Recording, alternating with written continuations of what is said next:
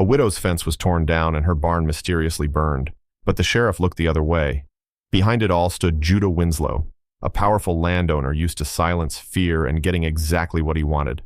But when Rachel hired a starving Apache named Elon, what began as simple repairs turned into a quiet rebellion that no one saw coming. Just wait until you see how this story twists, and why, in the end, justice didn't just knock, it stood its ground.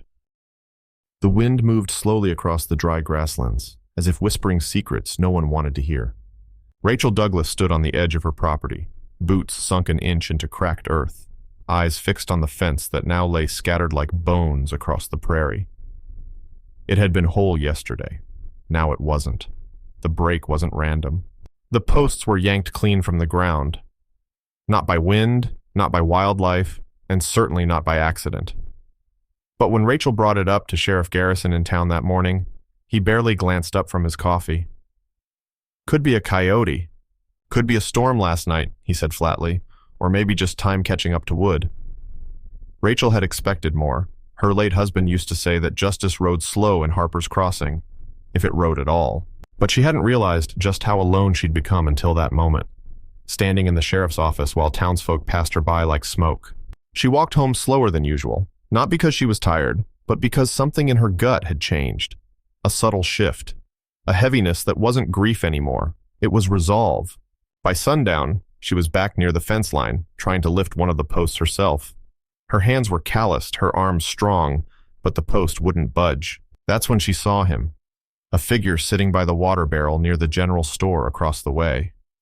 Wrapped in a weather-worn poncho, dark hair tied back, eyes fixed downward. Still as stone. Forgotten by most. Rachel had seen him before. Once or twice, folks called him the Apache, rarely by name. No one spoke to him much, and he never asked for anything. She rode into town again the next morning, walked straight to the store and handed him a piece of bread. No words, just a simple offering. He took it, nodded once. His eyes met hers. Not with gratitude, but with a kind of steady caution, like a man long used to watching the world through narrow gaps in the wall. "My name's Rachel," she said. "I need a fence fixed. I can't pay much." The man stood slowly. He was taller than he looked seated, thinner than he should have been, but his back was straight and his eyes never left hers. "I can build," he replied. "You feed me." "That's fair." And just like that, he followed her home. By evening, Rachel watched him measure, dig, lift, and reset 4 full posts. No talking, no resting, just work. Clean, precise, almost ceremonial. She didn't even know his name. Not yet. But something told her that fence wouldn't be the only thing he'd help rebuild. And in a town where silence carried louder than words, that simple choice, to offer bread, to accept help, would soon set something in motion that no one, not even Rachel, could have predicted. Morning in Harper's Crossing came slow and colorless. Dust swirled in the air before the sun rose high enough to burn it away. At Rachel's ranch, the quiet was broken only by the rhythmic sound of wood meeting metal. He had already started working before she'd stepped outside. She stood on the porch, arms crossed, watching him set a post with careful precision. Not once did he glance up to see if she was watching. He didn't seem to need approval. The way he moved, deliberate, measured, made it clear he wasn't just patching up wood. He was restoring something invisible. By noon, he had repaired a full 30 feet of broken fence, aligning each slat as though it were a ritual. Rachel brought him a bowl of stew and water. He nodded once in thanks, sitting down near the shade of the corral. Still no words. It wasn't until the 3rd day that she finally asked quietly, as they both stood overlooking the western field, "Where'd you learn to work like that?" He didn't answer right away. His gaze stayed on the horizon, a thin blue line over a world that didn't care who built what or why. "My grandfather taught me," he said finally, "to fix what matters, even if it breaks again tomorrow." Rachel hesitated. "And your name?" He looked at her, calm and unreadable. "Elon." She repeated it softly, once, just to feel the weight of it. That evening, as the light dipped into gold, they sat near the barn without talking. Elon sharpened one of the old tools. Rachel cleaned her hands with a cloth, her mind heavy with things she hadn't yet said. She had once been surrounded by neighbors, friends, even admiration, back when her husband was alive and the ranch was thriving. But things changed. People withdrew, some out of convenience, others out of fear, and a few, she suspected, out of greed. She had heard the rumors that someone wanted her land, that the fire that took her husband might not have been fate, that her silence was safer than her questions. Elan said nothing of these things, but in the way he watched the fence line, in the way he checked for tracks near the corners of her property each morning, she understood he knew. One night he spoke without prompting. The fence won't stop them if they want something bad enough, but it tells them someone's still here. Still standing?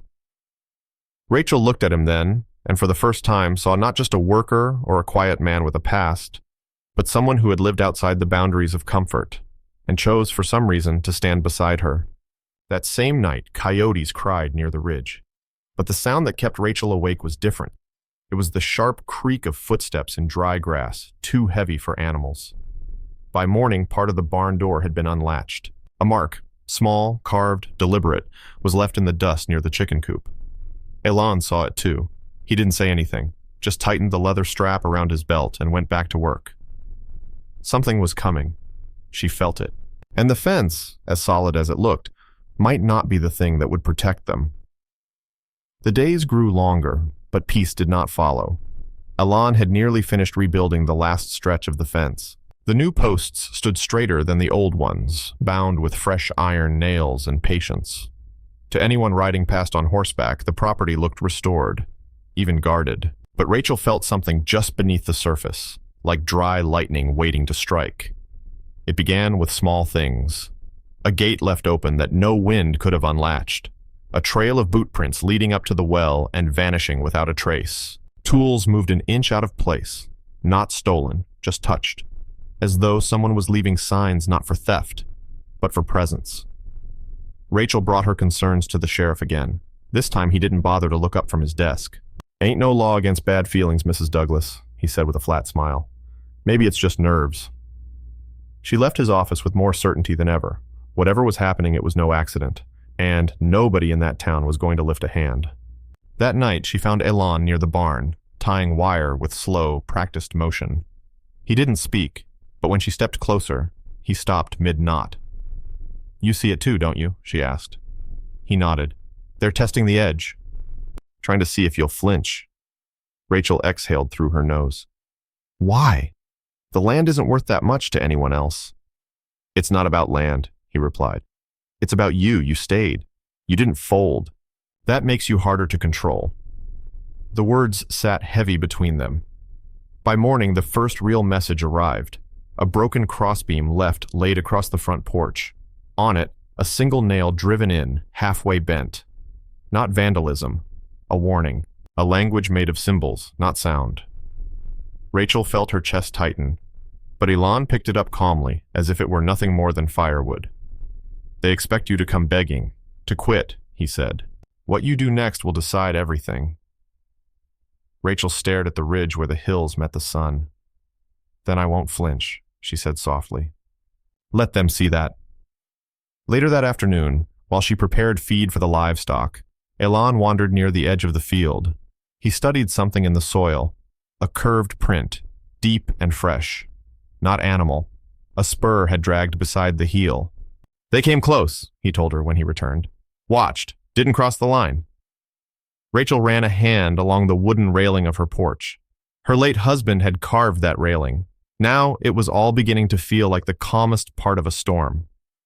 That evening they kept a lantern burning later than usual, not out of fear, but defiance. Rachel sat on the porch with a rifle across her lap. Elan sat nearby, carving a notch into a piece of pine. The silence between them wasn't emptiness. It was strategy. It was resilience. And somewhere in the distance, just beyond where the lantern light could reach, someone watched and waited, thinking they still held control. They didn't know yet, but they were about to learn. 3 days passed with no new signs, no open gates, no quiet footprints in the soil, no bent nails on the porch. To anyone else, it might have looked like nothing had ever happened, but Rachel knew better. So did Elan. The silence wasn't peace. It was preparation. Early that morning, a cloud of dust stirred near the ridge. Rachel narrowed her eyes as 3 riders came into view, moving slow, not like travelers, but like men taking measure of a place that didn't belong to them. One of them was unmistakable, Judah Winslow. He wore a black hat, finely brushed, and sat on his horse like someone who'd forgotten what it meant to earn what he owned. His boots shone even from a distance. When he stopped just past the fence line, he didn't speak right away. He just looked around, as if trying to see past the repairs, beyond the new posts, into Rachel's intentions. "Morning," he said finally, tipping his hat in a gesture that felt more like mockery than politeness. Rachel stepped down from the porch, her stance steady. She didn't respond with a smile. "You've done some work," Judah said, glancing at the new fence. "Shame to put that much effort into something that's only temporary." Rachel folded her arms. "You came all this way to critique my carpentry?" His grin never quite reached his eyes. "Just neighborly concern. Heard you've been hiring freelancers?" Elan stood behind the barn, in view but out of earshot. His gaze never left the riders. Rachel kept her voice calm. "What I do on my land is my business." "That's the thing," Judah said, leaning forward in his saddle. "There's been talk in town about boundary disputes, about property lines not being properly filed since your husband passed. Some folks are saying parts of your ranch may not be legally yours." Rachel's stomach turned, but she didn't show it. "Convenient timing for such talk," he shrugged. "Timing's a funny thing." For a moment, nothing moved. Even the wind held its breath. Then Rachel stepped closer to the fence, her fence, and looked him in the eye.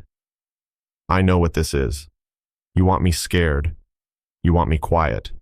But I'm still here, and this land still has my name on it, in more than just ink." Judah's smile twitched, just slightly. His eyes lingered a moment longer.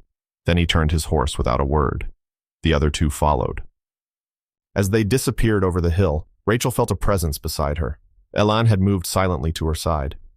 "He was measuring the fight," Elan said quietly. "And?" "He saw you won't move," Elan replied. "That changes everything." That evening, Rachel brought out the old lanterns, the ones her husband used during cattle drives. She hung them along the fence posts, one by one, until a line of warm light stretched along the property's edge like a quiet signal fire. People in Harper's Crossing would see it. Some would understand. Some would pretend not to. But the line had been drawn now, not just in the dirt, but in the hearts of those who had tried to break her, and instead found someone who refused. The fence was no longer just wood and nails. It had become a message, and the whole town would have to decide what to do with it. Spring came early that year. The wind shifted, gentler than before. Rain finally touched the dry earth, softening the ground around the new posts. Wildflowers appeared in places where nothing had grown in years. The town didn't say much, at least not out loud. Harper's Crossing was never a place for bold declarations. But people noticed the silence around Judah Winslow's property. They noticed how his riders stopped passing through Rachel's land. They noticed how the sheriff stopped answering certain kinds of complaints, especially when Rachel's name was involved. They noticed the fence, not because it was bigger or taller or sharper, but because it was still there, untouched, whole.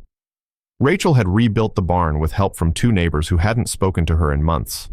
She didn't ask why they showed up. She didn't have to. Elan stayed through the planting season.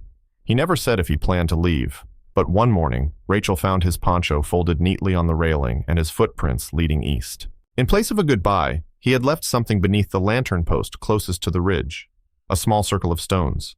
At the center, a carved piece of wood. Her initials etched beside a symbol she didn't recognize, but felt. When she held it in her hand, it felt heavier than it should have, as if it carried more than just thanks. She stood alone at the fence that evening, watching the sun pull long shadows across the field. Birds circled above the hills, and for the first time in many months, there was no tension in her chest, only breath. The town didn't erupt. There were no headlines. But Rachel's story moved in quieter ways, through glances in the market, slower nods from neighbors, a chair pulled out for her in church when it used to stay empty.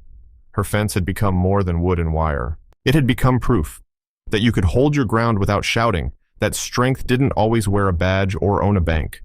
Sometimes it stood with weathered hands next to someone who wasn't supposed to matter. Sometimes it rebuilt in silence and let the world watch. The land was still hers, not just in deed but in spirit. And while no one in Harper's Crossing spoke much of what happened that winter, they all remembered the light, the row of lanterns stretching into the dark, like a line drawn in hope. Rachel never took them down. She didn't have to.